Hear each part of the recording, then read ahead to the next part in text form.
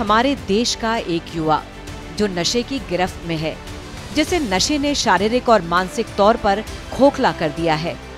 ये अब नशे की गिरफ्त से बाहर आना चाहता है, लेकिन अफसोस अब बहुत देर हो चुकी है। बहुत देर हो चुकी है इसके लिए, इसके परिवार के लिए, इसके समाज के लिए। ये कहानी सिर्फ इस युवा की नहीं है। हमारे देश में नशा उस दीमक की तरह है जो अंदर ही अंदर देश की युवा पीढ़ी को खाता जा रहा है और बाहर किसी को इसकी भनक नहीं है। आखिर ये कौन सा नशा है, कैसा नशा है? 2 अक्षरों से बना ये शब्द लिखने या सुनने में जितना ही सरल लगता है, इसका असर और परिणाम उतना ही भयावह होता है। नशा न सिर्फ एक इंसान को खोखला बनाता है, बल्कि उसके परिवार, उसके समाज और यहाँ तक कि उस देश को भी जर्जर कर देता है।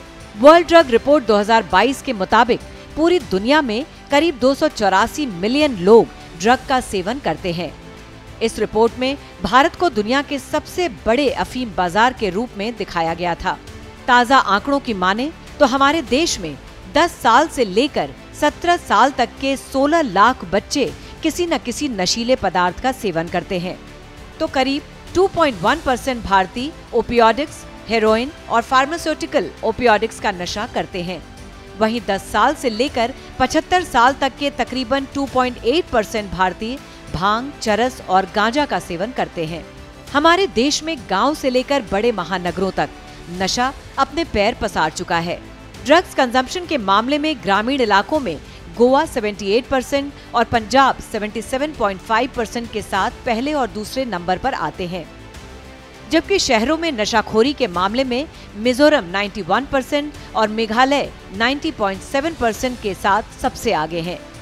ताजा आंकड़े बताते हैं कि भारत की करीब 10% आबादी डिप्रेशन, न्यूरोसिस और साइकोसिस जैसे मानसिक डिसऑर्डर से जूझ रहा है। हर 1000 में से 15 लोग ड्रग्स का इस्तेमाल कर रहे हैं, जबकि शराब की लत हर 1000 में से 25 लोगों को है।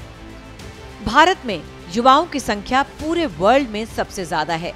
इसी वजह से भारत को युवाओं का देश कहा जाने लगा है। लेकिन सच्चाई ये है कि भारत के युवा दिन प्रतिदिन नशे के चंगुल में फंसते ही जा रहे हैं।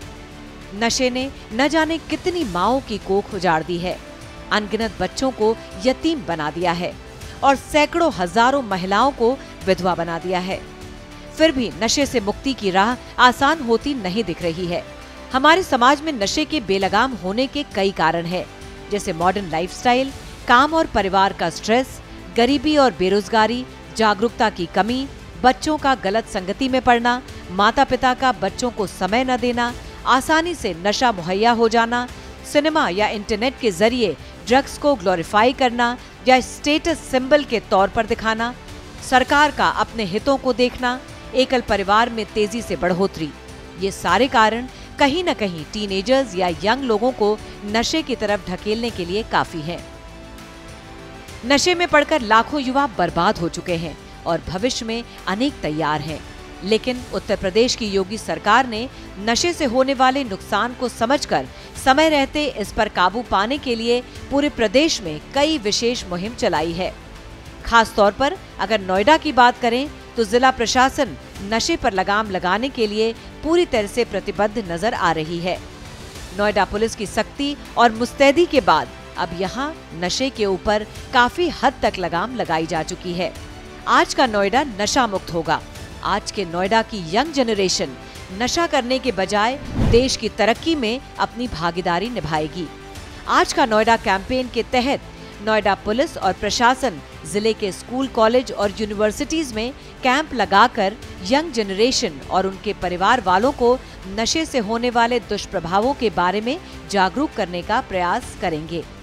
इस कैंपेन के तहत एनजीओज की मदद से रेजिडेंशियल सोसाइटीज से लेकर नोएडा के गांवों, गली, मोहल्लों तक जाकर डोर टू डोर नशा मुक्ति कैंपेन चलाए जाएंगे, ताकि नोएडा को नशे के जहर से बचाया जा सके।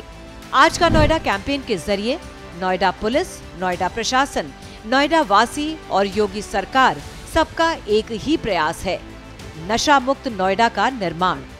आइए इस मुहिम में हम सब एक साथ होकर इस सपने को साकार बनाएं।